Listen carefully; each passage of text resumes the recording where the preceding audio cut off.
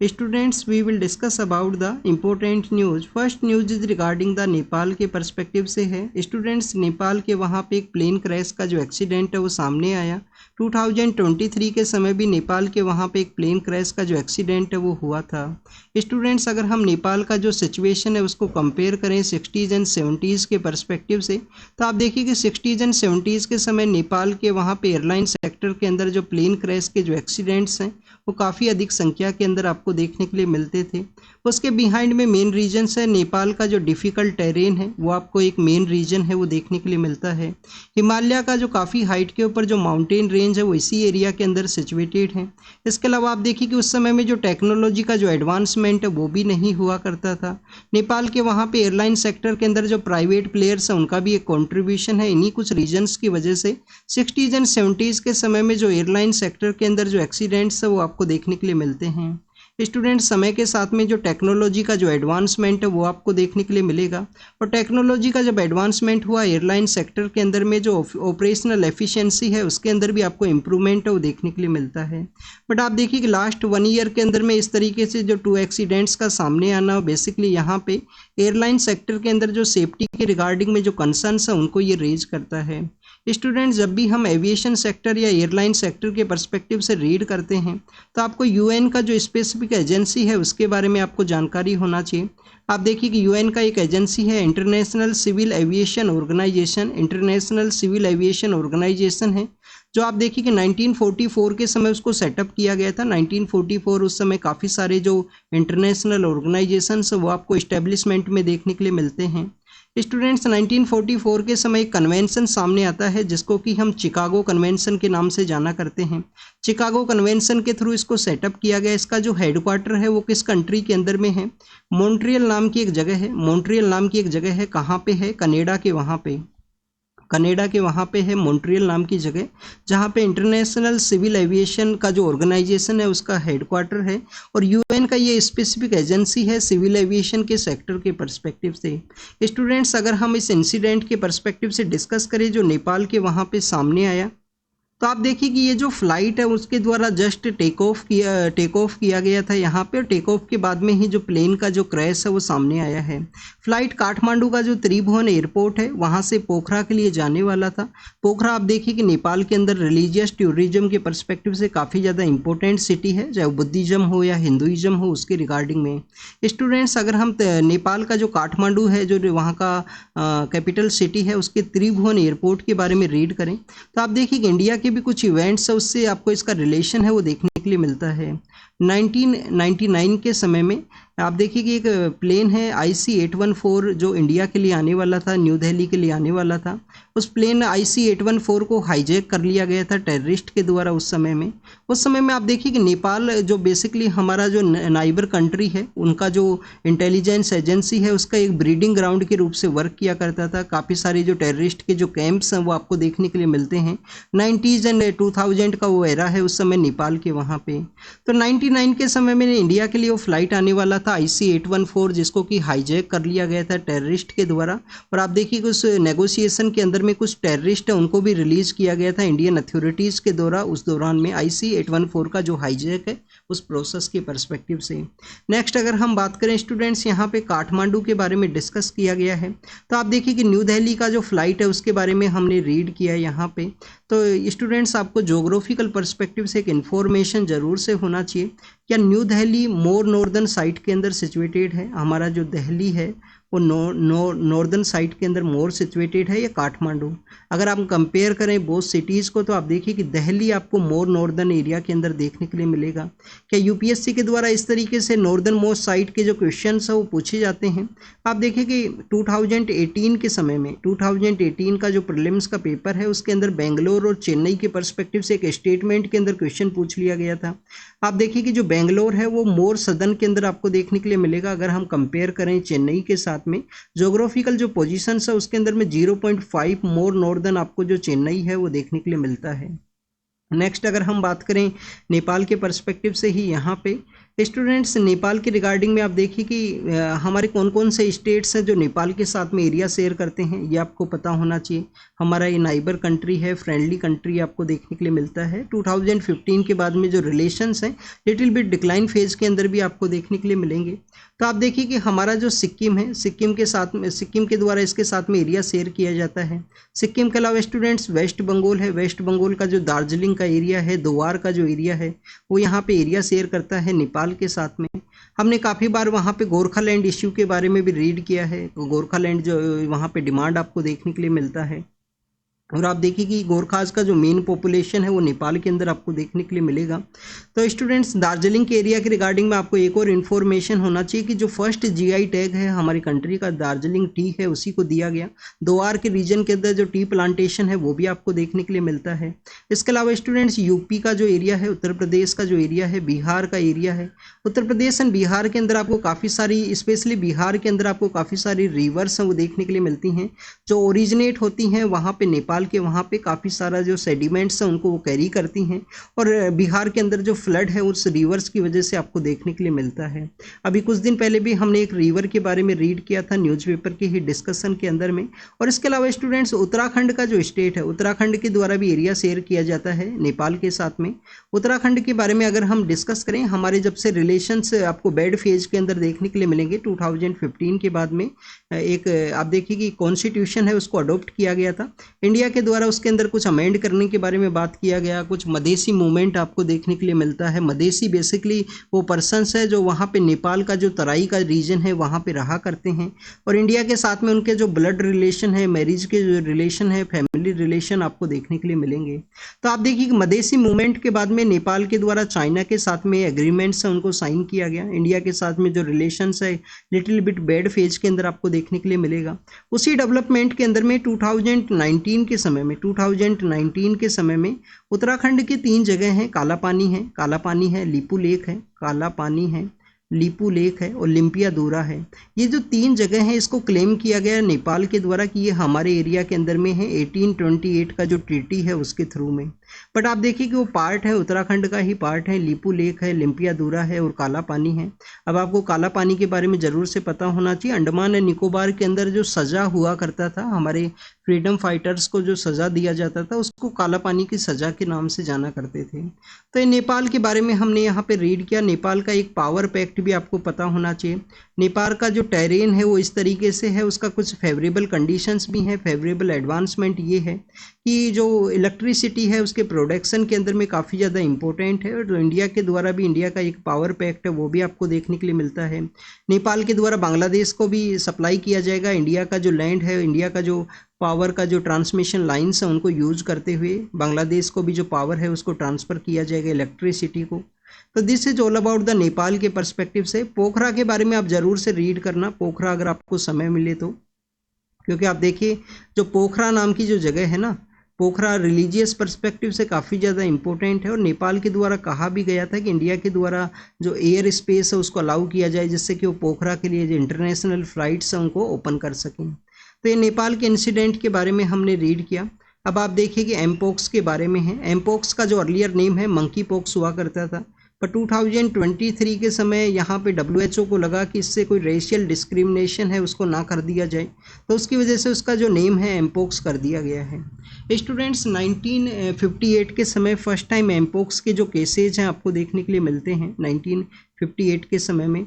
अब आप देखिए कि कोंगो के अंदर कुछ कैंप्स हैं। कोंगो के अंदर कैंप्स किस चीज़ के हैं, वहाँ पे आपको कंटिन्यूस गवर्नमेंट को चैलेंज करने के जो रिबेलियन अथॉरिटीज़ हैं वो देखने के लिए मिलती हैं। मार्च 23 के अंदर में ये एक रिबेलियन ऑर्गेनाइजेशन है जिसको कि M3 के नाम से जाना करते हैं। आपसे एग्जाम के अंदर क्वेश्चन पूछ लिया जाएगा कि M3 recently seen in the news, और वो कहाँ क्या है बेसिकली, क्या कोई ऑर्गेनाइजेशन है, क्या कोई रिबेलियन ग्रुप है, इस तरीके से आपसे क्वेश्चन पूछा जा सकता है।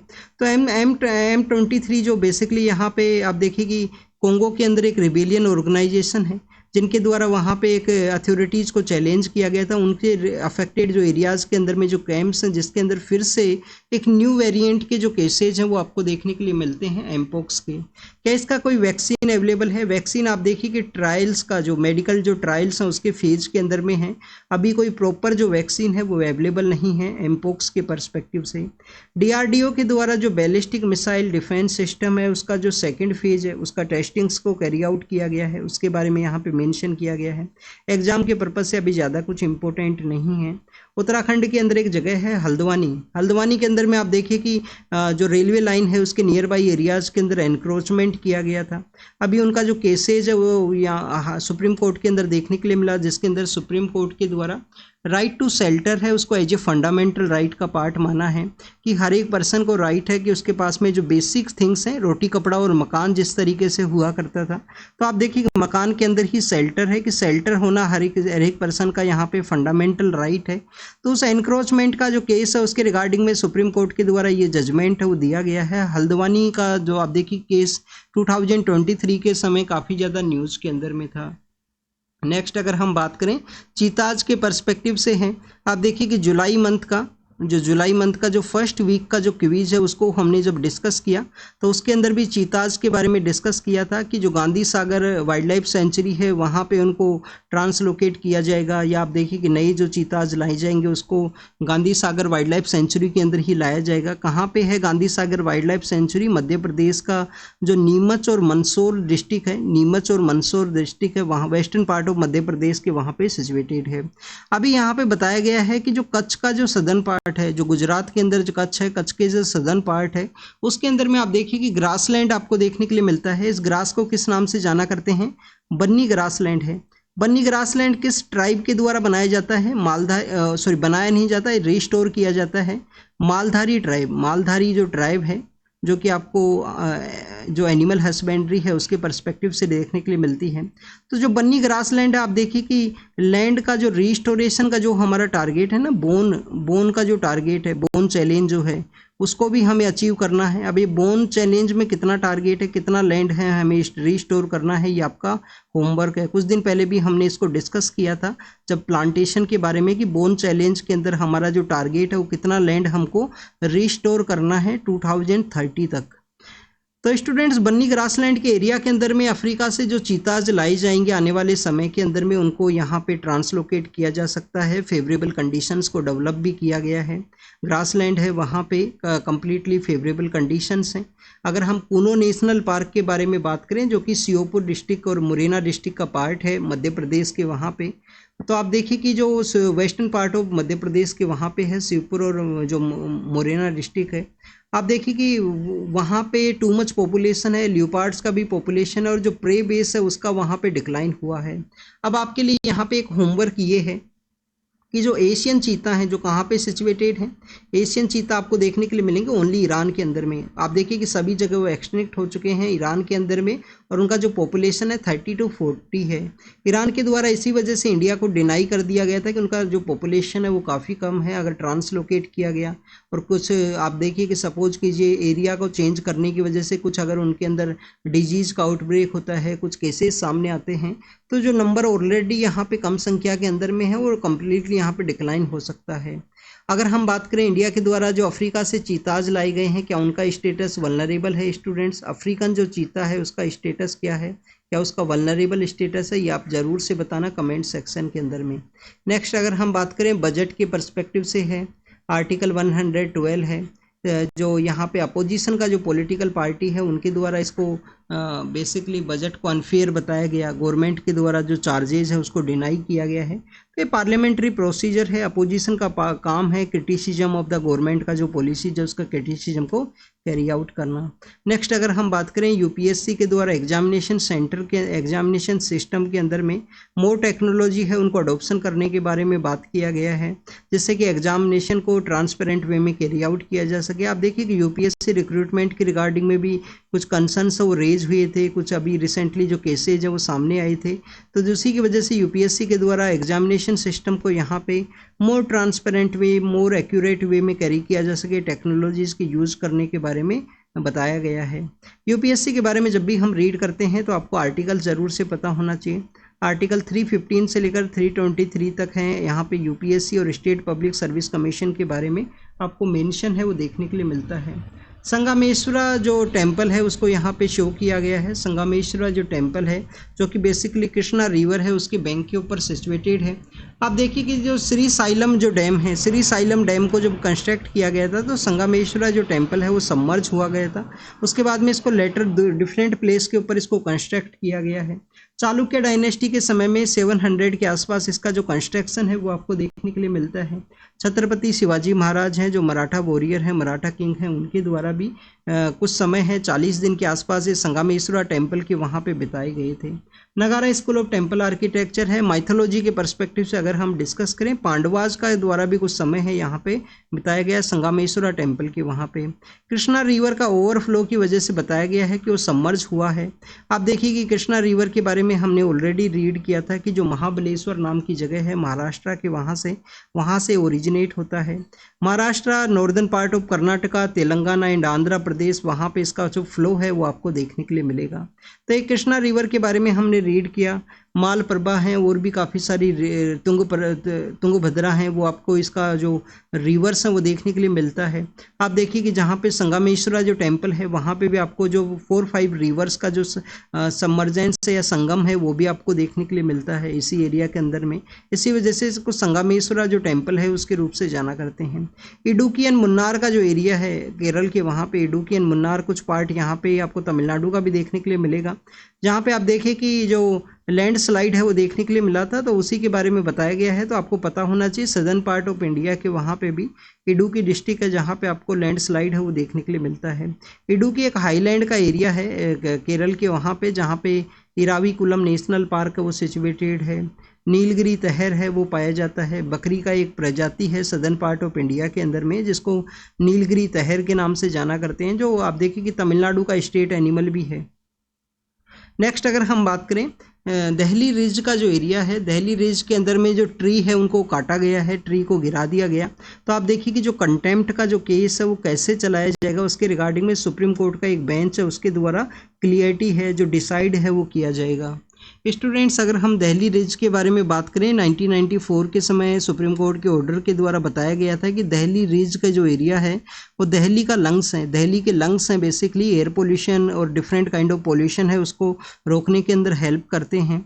तो दिल्ली रिज के एरिया के अंदर जो पेड़ है उनको नहीं काटना चाहिए। अभी कुछ पेड़ काटे गए हैं जिसके रिगार्डिंग में ये है। दिल्ली रिज क्या है, अरावली का एक्सटेंशन है दिल्ली के अंदर में। अरावली का जो टेल्स है उसके नाम से भी जाना जाता है उसको अरावली, जो कि आपको गुजरात, राजस्थान और हरियाणा के थ्रू आपको उसका जो माउंटेन रेंज है वो देखने के लिए मिलता है। नेक्स्ट अगर हम बात करें यहाँ पे मास्टर ऑफ द रोस्टर के कॉन्सेप्ट के बारे में भी डिस्कस किया गया कि केस किसको दिया जाएगा, किसके द्वारा डिसाइड किया जाएगा। तो आर्टिकल 124 का जो क्लोज 1 है जिसके अंदर मेंशन किया गया है कि CGI is the master of the roster, कि सीजीआई के पास में पावर है कि वो केस किसको ट्रांसफ़र करें। कैमरून नाम की जो जगह है जो कि आप देखिए कि central western part of Africa के वहाँ पे एक सिचुएटेड है। कुछ इंडियन पर्सन वहाँ पे वर्क के लिए गए थे, उनका जो पेमेंट है वो नहीं किया गया। अभी उन पर्सनस को लाया गया है जो झारखंड से रिलेटेड हैं। कैमरून के अगर हम नियर बाई एरियाज़ के बारे में डिस्कस करें तो आप देखिए कि नाइजीरिया उसके वेस्ट के अंदर सिचुएटेड है। चैड नाम का जो कंट्री है वो नॉर्थ ईस्टर्न पार्ट के अंदर में है। चैड आप देखिए कि नॉर्थ ईस्टर्न पार्ट के अंदर में है। सेंट्रल अफ्रीकन रिपब्लिक आपको इसका पार्ट देखने के लिए मिलता है, ईस्टर्न पार्ट के अंदर सिचुएटेड है। इक्वेटोरियल गुएना है, इसके अलावा रिपब्लिक ऑफ कोंगो है। ऐसे काफ़ी सारे कंट्रीज हैं। वहाँ पे गिबोन भी है जो सिचुएटेड है कैमरून के नियर बाई एरियाज़ के अंदर में। नेक्स्ट न्यूज़ के बारे में अगर हम डिस्कस करें बजट के पर्सपेक्टिव से है। बजट 2024 का जो मेन यहाँ पे जो टारगेट है वो क्या है। एक तो आप देखिए कि हमें विकसित भारत को, जो हमारा विकसित भारत है उसे अप्रोच करना है, उसको हमें यहाँ पे अचीव करना है इस टारगेट को 2047 तक। तो उसके बारे में डिस्कस किया गया है। बजट का जो लॉन्ग टर्म बेसिस पे जो टारगेट्स हैं वो रखे गए हैं। इसके अलावा आप देखिए कि यहाँ पे अनएम्प्लॉयमेंट का जो सिचुएशन है उसको भी रिकॉग्नाइज किया गया गवर्नमेंट के द्वारा, और अनएम्प्लॉयमेंट के रिगार्डिंग में 5 स्कीम्स हैं उनको लॉन्च किया गया है, कैसे EPFO को यूज किया जाएगा स्कीम के अंदर में। कोलिशन जो कंपल्सन्स है वो यहाँ पे देखने के लिए मिला बजट के अंदर में। कोलिशन का जो गवर्नमेंट है वो प्रेजेंट समय में है, तो कोलिशन का जो गवर्नमेंट हुआ करता है तो जो कोलिशन का गवर्नमेंट के एरियाज है वहाँ पे काफ़ी सारे जो प्रोजेक्ट्स हैं वो स्टार्ट करने होते हैं। जैसे कि आप देखिए कि 90s के एरा के समय हमारे कंट्री के अंदर में आपको कोलिशन का जो गवर्नमेंट्स है वो देखने के लिए मिलता है। तो कोलिशन की वजह से आप देखिए कि बिहार के अंदर में, आंध्र प्रदेश के वहाँ पे आपको काफ़ी सारे जो प्रोजेक्ट्स हैं वो देखने के लिए मिलते हैं। काफ़ी सारे प्रोजेक्ट्स वहाँ पे स्टार्ट किए गए। बहुत स्टेट्स का डिमांड था कि उनको स्पेशल कैटेगरी स्टेटस का जो टाइटल है वो दे दिया जाए, बट उसको नहीं डिनाई कर दिया गया और प्रोजेक्ट्स हैं वो लॉन्च किए गए हैं इंफ्रास्ट्रक्चर के बेसिस पे, या जो पैकेज है, डेवलपमेंट का पैकेज है वो भी दिया गया है। इसके अलावा स्टूडेंट्स अगर हम फिजिकल डेफिसिट के बारे में बात करें तो फिजिकल डेफिसिट का जो टारगेट है वो 4.9% रखा गया। आप देखिए कि यहाँ पे जो आरबीआई के द्वारा भी जो सरप्लस है वो रिसीव हुआ है गवर्नमेंट को, डेब्ट टू जीडीपी रेशियो है उसको भी डिक्लाइन किया गया है। और ये जो 4.9% फिजिकल डेफिसिट है, इंटरिम बजट के अंदर ये 5.1% हुआ करता था, तो उससे आपको डिक्लाइन है वो देखने के लिए मिलेगा। तो स्टूडेंट्स ये बजट के पर्सपेक्टिव से डिस्कस किया गया है। एमएसएमई सेक्टर है, एम्प्लॉयमेंट का जो सिचुएशन है उन सभी के बारे में। अब अगर हम बात करें नेक्स्ट न्यूज़ के पर्सपेक्टिव से, अर्बन एरियाज़ के अंदर जो ट्रांसफॉर्मेशन है उसके पर्सपेक्टिव से डिस्कस है कि 50 करोड़ के आसपास जो पर्सनस हैं वो अर्बन एरिया के अंदर रहा करते हैं। 36% ऑफ इंडिया का पॉपुलेशन है जो आपको अर्बन एरिया के अंदर देखने के लिए मिलता है। और इसका जो यहाँ पे नंबर्स हैं वो इंक्रीज हो रहे हैं 2% या 2.5% का जो रेशियो है, जो स्पीड है उसके थ्रू में। तो आप देखिए कि प्रधानमंत्री आवास योजना है, जो शेल्टर है वो बेसिक फंडामेंटल राइट है हर एक पर्सन का।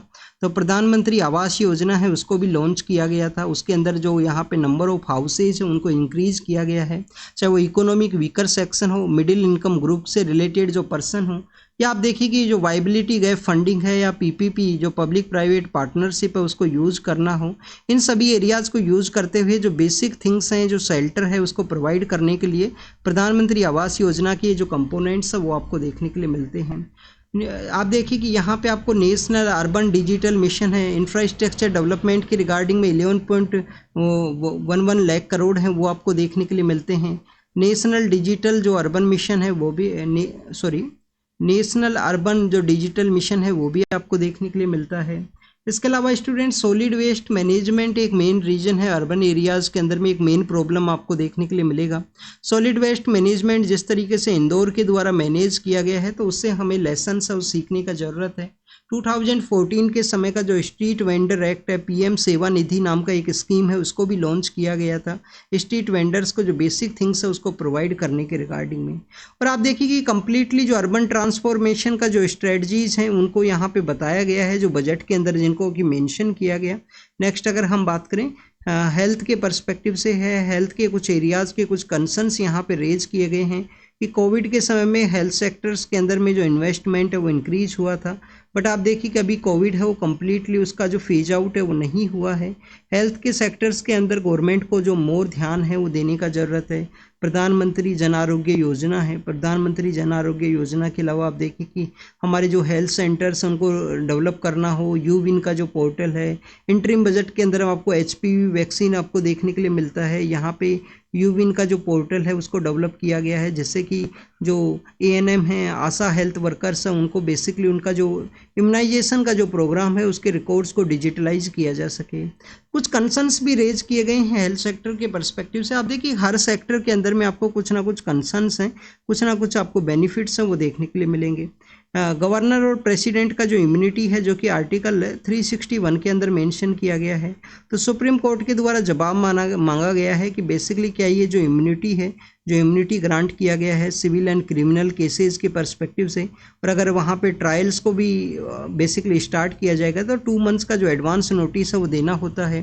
तो रामेश्वर केस है और काफ़ी सारे केसेज है जिसके अंदर समय समय पे सुप्रीम कोर्ट के द्वारा जो जजमेंट दिया गया, जो यहाँ पे इक्वलिटी का जो कॉन्सेप्ट है उसको ये वायलेट करता है। तो उन सभी पॉइंट्स के बारे में डिस्कशन है इसके बारे में।